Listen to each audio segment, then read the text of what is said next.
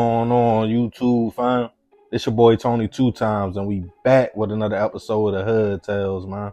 Before I start, be sure to tap that like button.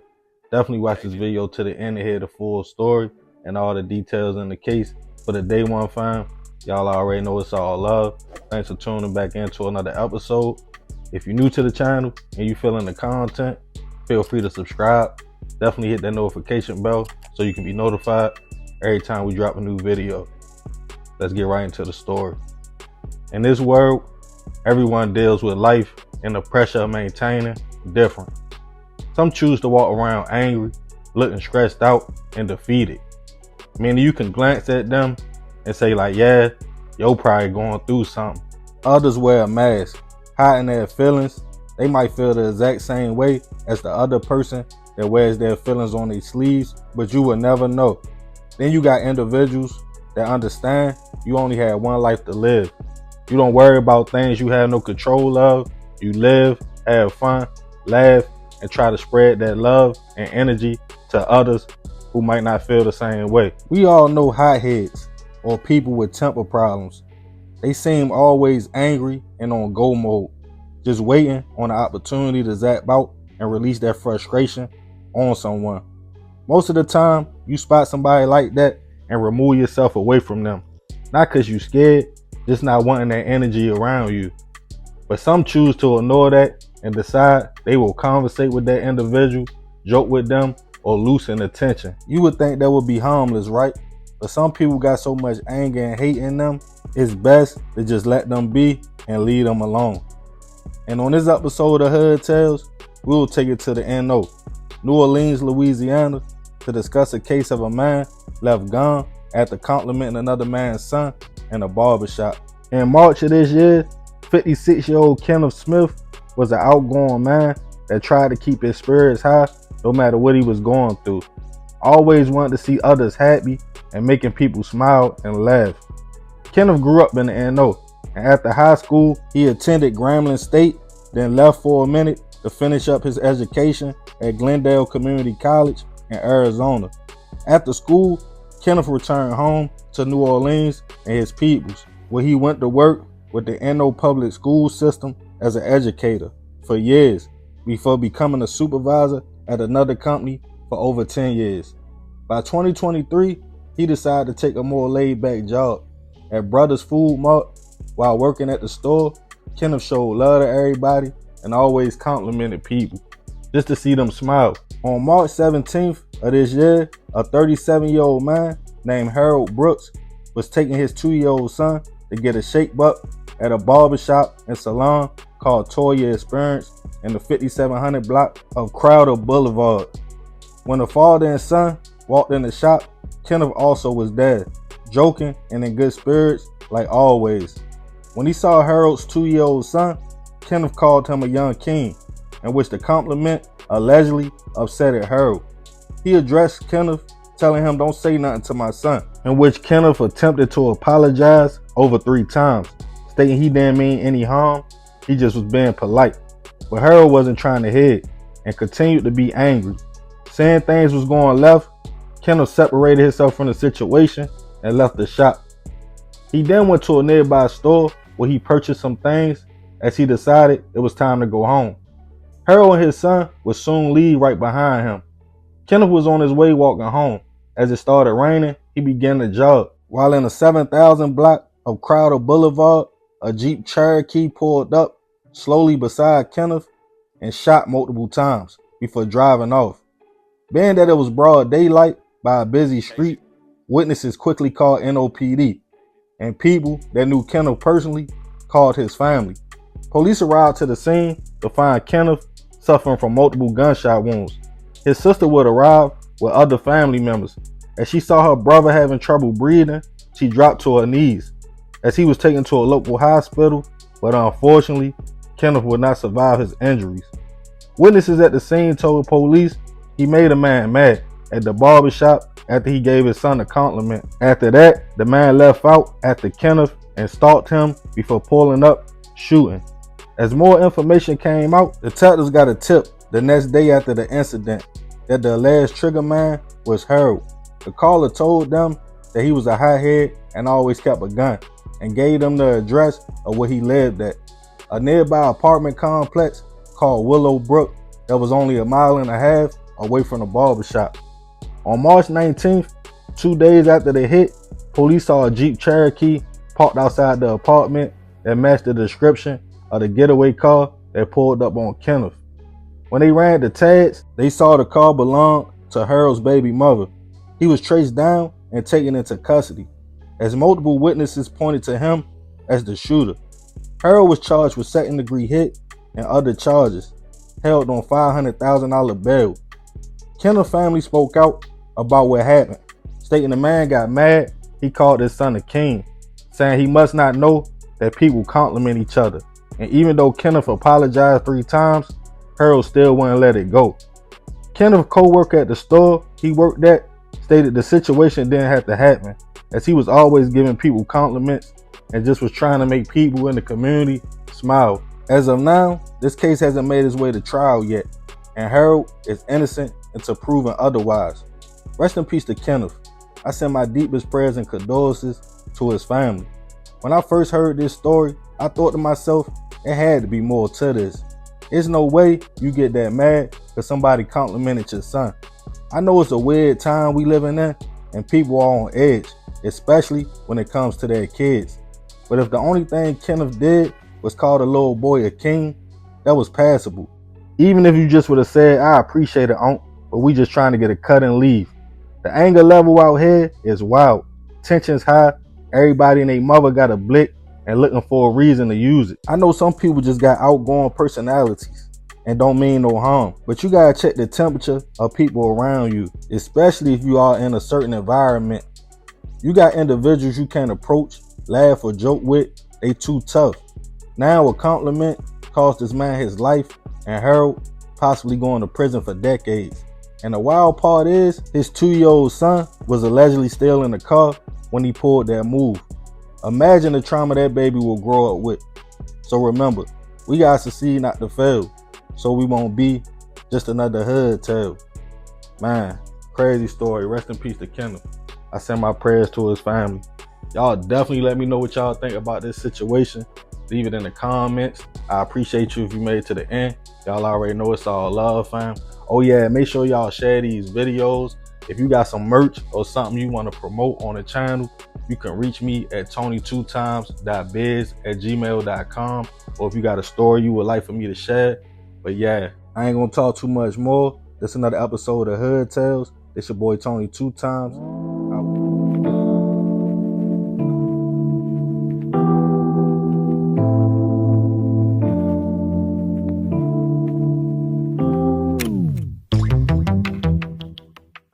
What's up, fam? It's your girl, Mrs. Tony 2 Times, and I'm back with another video.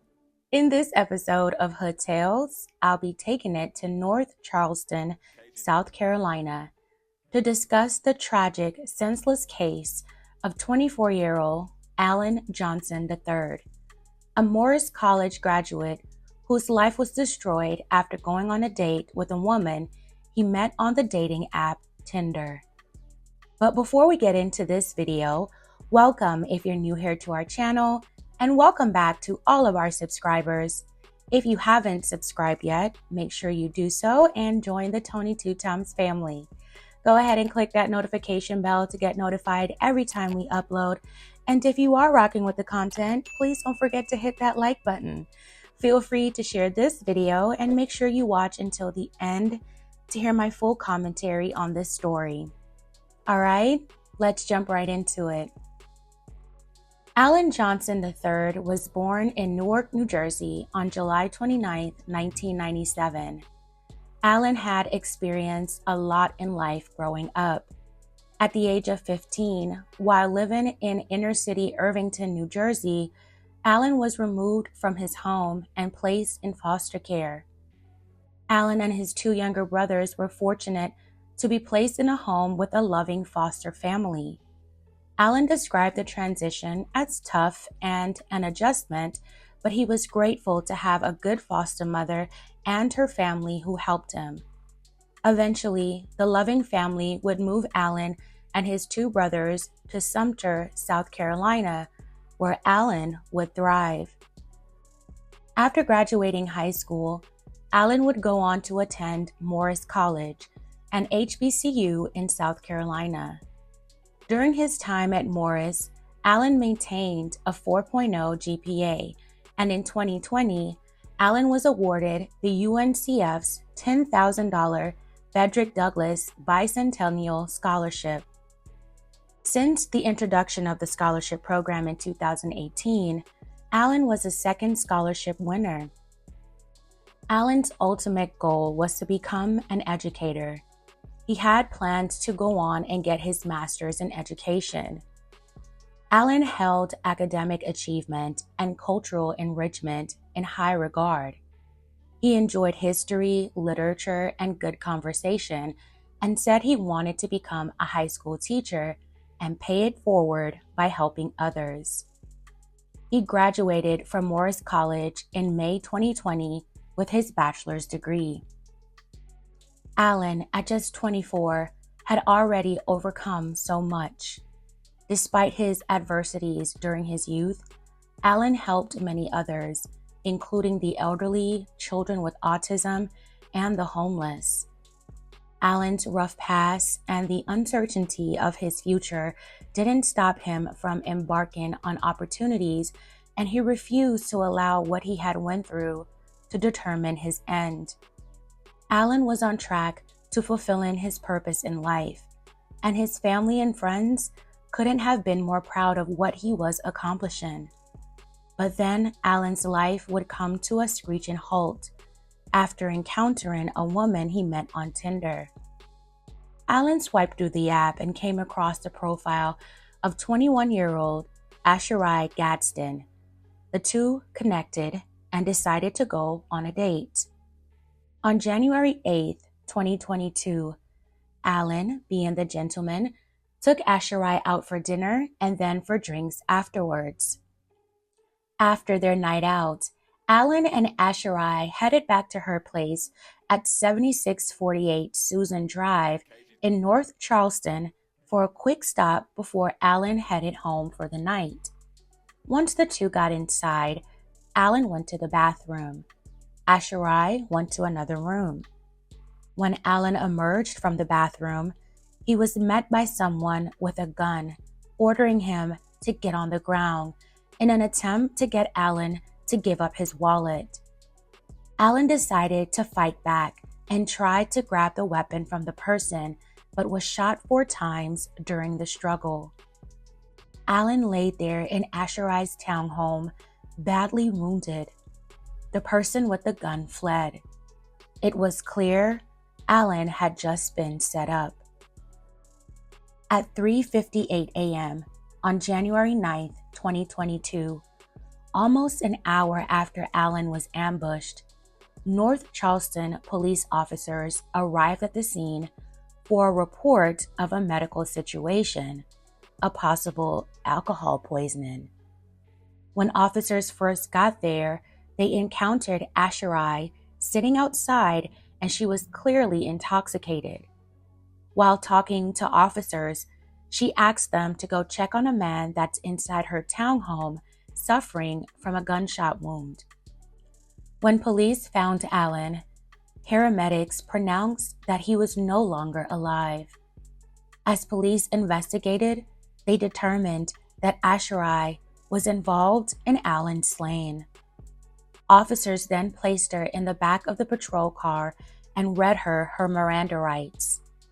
She then went on to explain that she and Alan went downtown before returning to her home. She told police she went to the bathroom, then went upstairs to check on Alan and found him on the floor. Asherai told police no one else was in the apartment. She was then transported to a local hospital because of her intoxication level. She was charged and taken to jail. It was obvious that Asherai was not alone with Alan in that apartment, and it wouldn't be long before police uncovered a heinous plot among 3 people to set up and rob Alan. Just over a month later, police announced they had arrested 2 more people in connection to Alan's slaying. 28-year-old Joshua Latrey Mack, who was identified as the shooter, and his girlfriend, 19-year-old Zora Henderson, who investigators said encouraged Joshua and Asherai to set up and rob Allen. Asherai is Zora's cousin. All three were charged with hit and attempted armed robbery. Joshua also faced an additional weapons charge. The investigation revealed that when Asherai met Allen on the dating app, they used the matchup as a ploy to get Allen in a vulnerable position. Officers examined Asherai's cell phone after she told them she met Allen on Tinder. Investigators recovered deleted messages between Asherai and Zora leading up to the slaying that showed all three conspired to come to Asherai's house and execute the plan to take from Allen. Just moments before witnesses told police they heard gunshots, Asherai sent a message to Zora saying the apartment door was unlocked. Asherai confessed to her role in the case and confirmed that Allen was the intended target all three of them discussed in the text messages. Asherai even called Zora before calling 911 after Allen was slain. The two women also went to Zora's apartment before calling the police. Allen's untimely slaying devastated his family. He didn't deserve what happened to him. They hoped for justice for Allen.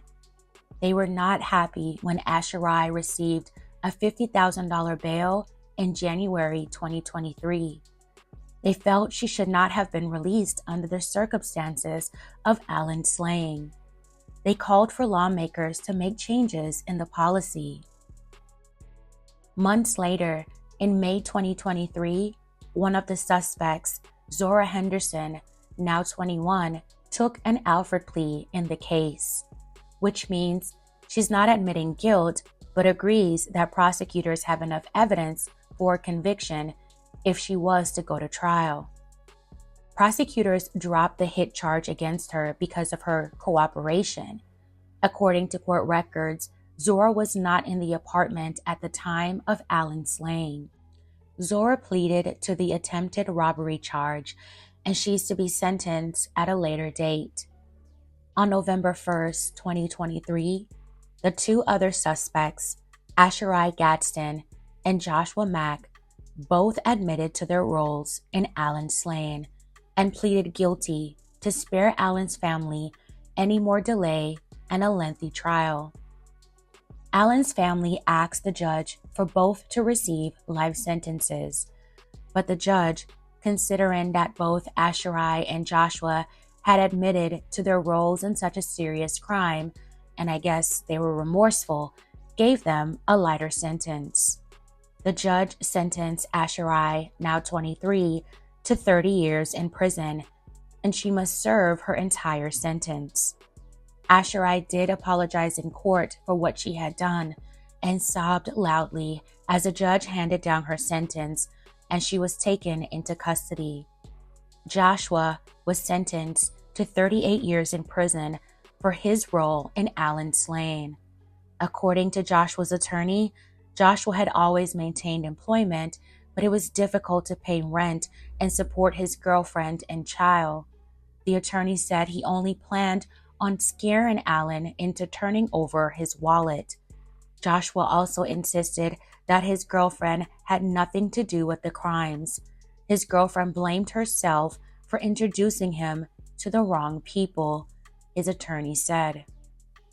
The judge hoped that Asherai and Joshua would learn from what they had done and one day be able to come back into society reformed. Allen's family, however, were not pleased with the sentences and felt as though they both deserved more time, but they accepted the outcome. May Allen Johnson III continue to rest in peace. My sincerest condolences to his family and loved ones. Allen was working and planning to attend grad school. He was also in the process of purchasing a home for him and his two younger brothers, before his life was cut short.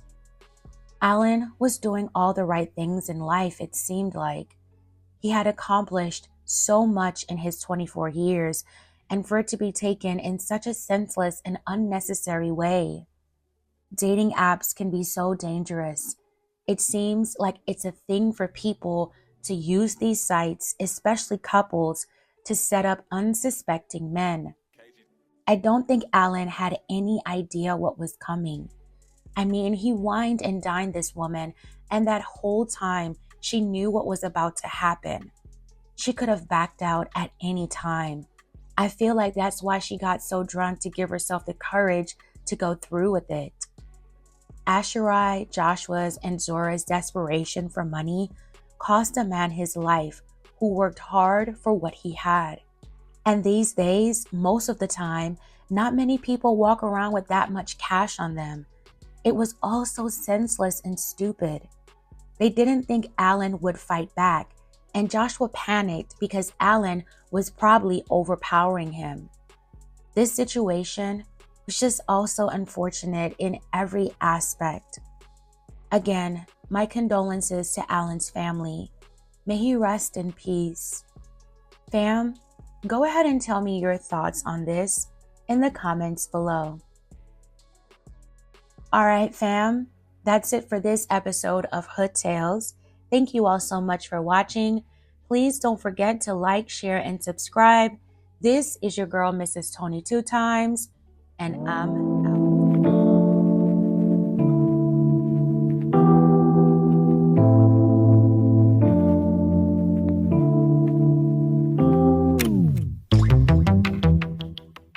What's going on, YouTube, fam? It's your boy Tony 2 times, and we back with another episode of Hood Tales, man. Before I start, be sure to tap that like button. Definitely watch this video to the end to hear the full story and all the details in the case. For the day one fam, y'all already know it's all love. Thanks for tuning back into another episode. If you're new to the channel and you feeling the content, feel free to subscribe. Definitely hit that notification bell so you can be notified every time we drop a new video. Let's get right into the story. One thing I learned early on about the streets is chess, not checkers. It's all about thinking, being 10 moves ahead, not only of your competition, but even with your own peoples, because no king stays king long. It's usually not about who goes the hardest. That doesn't determine who will be the boss man. It's all about money and knowing how to move the pieces on the board, which are usually pawns or street soldiers. They are really the ones who put in the work, from robbing, shooting at the ops, outside all day and night, while the boss enjoys the fruits of their labor. You gotta be wise if you choose that lifestyle. Never be the crash dummy and let someone pump you up to do something they more than likely won't do themselves. It's all based on manipulation. For instance, you have two homeboys that come up from the sandbox together. They take the street route. They meet the plug or man in charge of the operation. From that point on, it's divide and conquer. He doesn't care or have the same love for y'all that you two have for each other. Y'all are both expendable. He decides which one will bring more to the organization and the other is put in the trick bag. Stay on the team, watch your man shine who you started with while you play goon to a so-called boss you barely know, or become competition and do your own thing. Usually, the one in charge will make that decision for y'all. And on this episode of Hood Tales, we will be taking it to Muskegon Heights, Michigan to discuss a case of a day one homie manipulated to backdoor his friend. Back in 2015, two young men named Josiah Forsay and Darnell Berg were both in their 20s and trying to figure out life. The two were both from Cincinnati, Ohio, and had been close for over 10 years, even calling each other brothers. Things would get bad for the two when a robbery in their hometown went bad, causing the young woman to lose her life. Their names and another young man will pop up in the case. I will definitely cover that situation in another episode, so I won't speak too much on details. Both Josiah and Darnell had met another man who often visited Cincinnati, named Kyrell Burns. Kyrell, who lived in Muskegon Heights, Michigan, allegedly told the two friends who were looking for jobs, "I could put y'all on with a construction company in my city, making good money." But that was the bait. The two young men looking for an opportunity accepted the offer to go to Michigan. Once they got there, Kyrell quickly introduced them to a slightly older man named Jeremy Morton, who went by the nickname Jiggs. Jiggs seemed cool. He picked Darnell and Josiah up in a motel room, kept a few dollars in their pockets to eat and have leisure fun. But it still wasn't no word of a construction job. Instead, Jiggs was a local trapper in the city who was making a name for himself in the streets, but also creating enemies, as it was competition in the streets and he was stepping on toes. Kyrell actually worked for Jiggs as muscle and a trap for him. And little did the two friends know that would also be their new job as well. It started slow, Jiggs telling Josiah and Darnell to hold smack or girl for him and to be on point if he called. Feeling like they couldn't go back home because their names was hot, they agreed. Plus Jiggs was looking out for them. Females, drinks, a place to stay, and money. Then one day on August 30th, 2015, while Darnell, Josiah, and Kyrell were all cooling, Jiggs told them they had to make a move. He alleged his homegirls had been in a bar fight the night before with some men from a neighborhood in the area. Confused, the two friends who didn't know anything about their new surroundings just listened as Jiggs gave them guns and said he would drive all three to the location: East Park Manor, a housing project in Muskegon Heights. They were all going there to confront some men. Not comfortable with the move during the ride, Josiah told Darnell he had a plan. They would get out, walk through the projects, ask to buy some grass, and shoot in the air, so Jiggs can think they attempted to hit someone.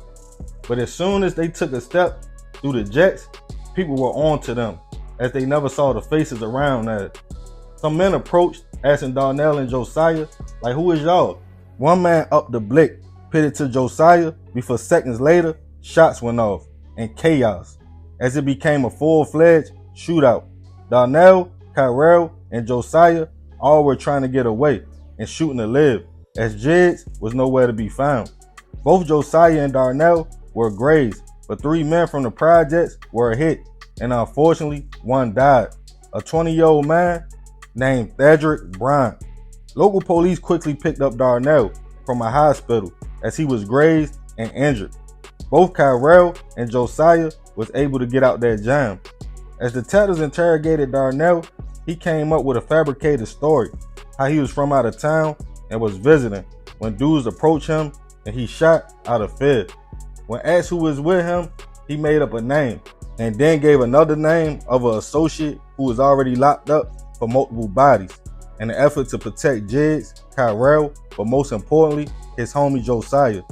As word got back to the team, Jiggs would put some money up to bail Darnell out, as he was never hit with murder charges, just ammunition and weapons.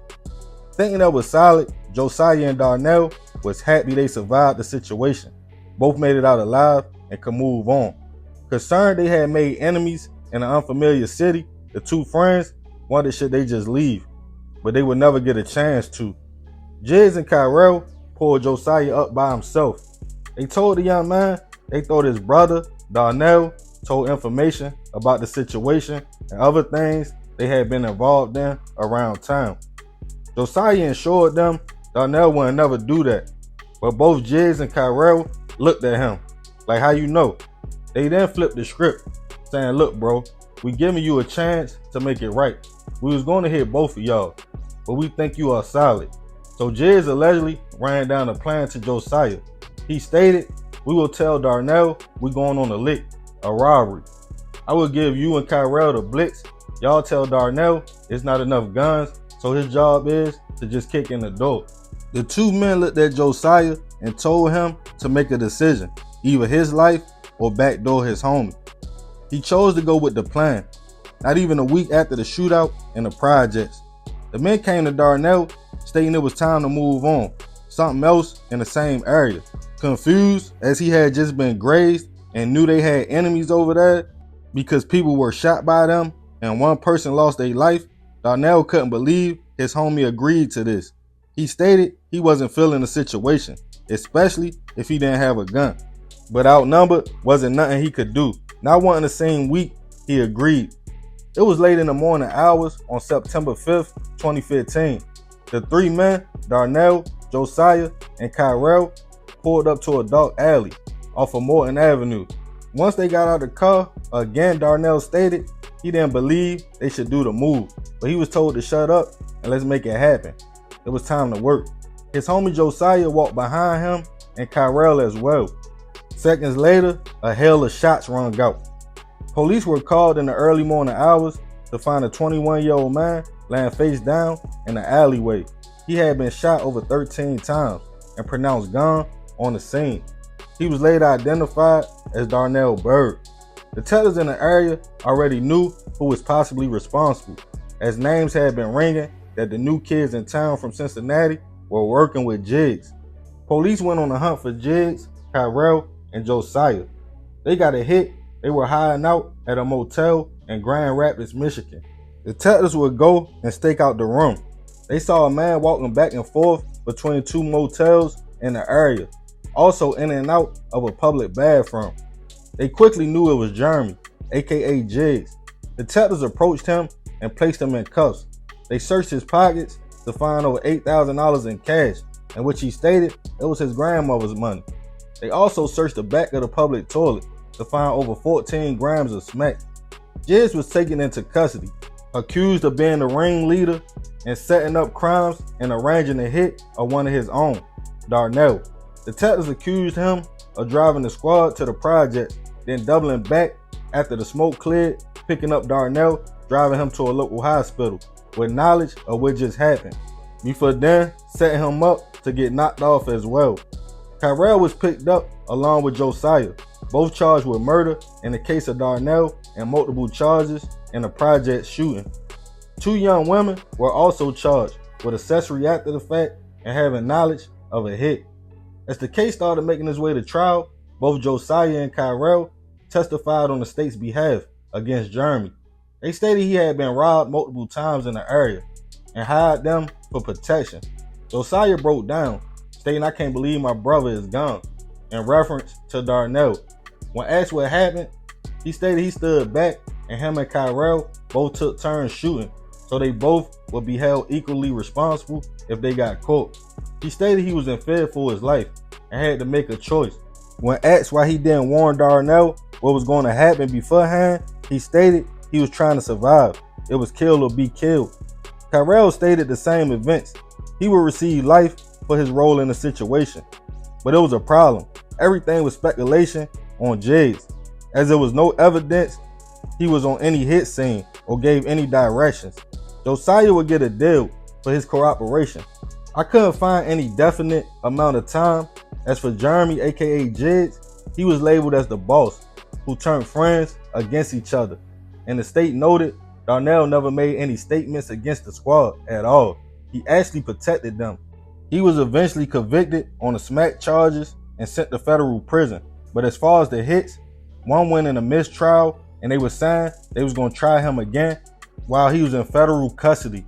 I wasn't able to find anything saying he was sentenced or got any more time. Rest in peace to Darnell and Thedrick. I send my deepest prayers and condolences to their families. This goes to show how cruddy the streets can be. Darnell kept it solid and still got backdoored by a man he called brother. Jiggs and Kyrell baited them men from jump. They saw two desperate young men, made it seem like they were looking out for them, and used them. Jiggs used them all. He played chess for his own game. If you decide to play in the streets, play for you. Never put yourself in a position another man controls your thinking and movements, or have you doing stuff they probably won't do themselves. And remember, we gotta succeed, not to fail, so we won't be just another hood tale. Man, crazy situation. Rest in peace, them two young men. I ain't gonna talk too much more about this one. Let me know what y'all think about the situation in the comments. Definitely be respectful. Y'all already know it's all love, fam. I appreciate you if you made it to the end. It's your boy Tony 2 times. This is another episode of Hood Tales.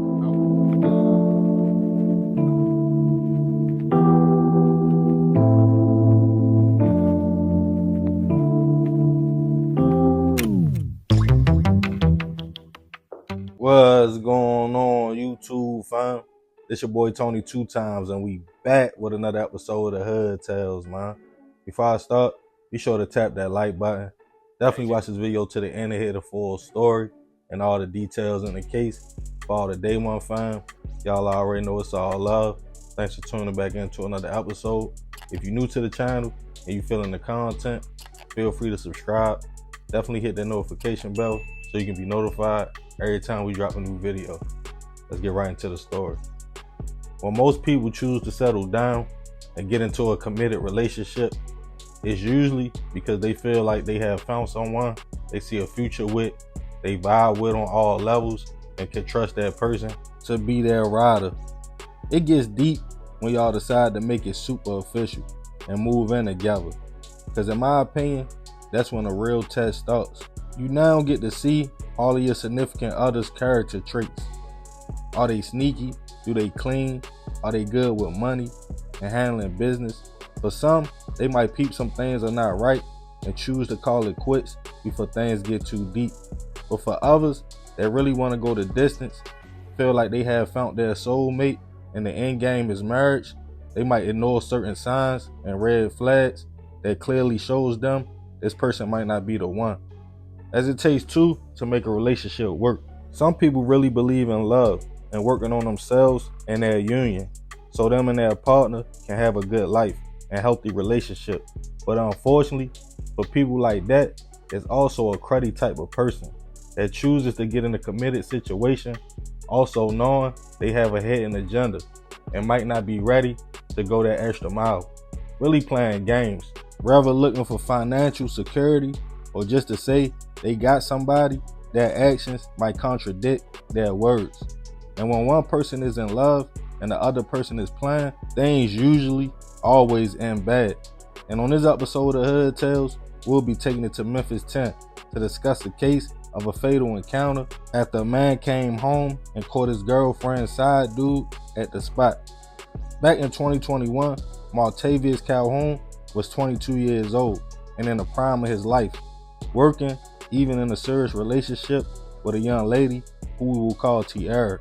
Tiara and Martavius were both young, but trying to be stable, even making that big jump in their relationship and moving in together in a neighborhood in southeast Memphis. Things seemed good for a minute until Martavius started to feel something just wasn't right with the love of his life. She would text a lot, get calls and not answer, or step outside when the phone rung, making the man feel she was being sneaky and it was probably another dude in the picture.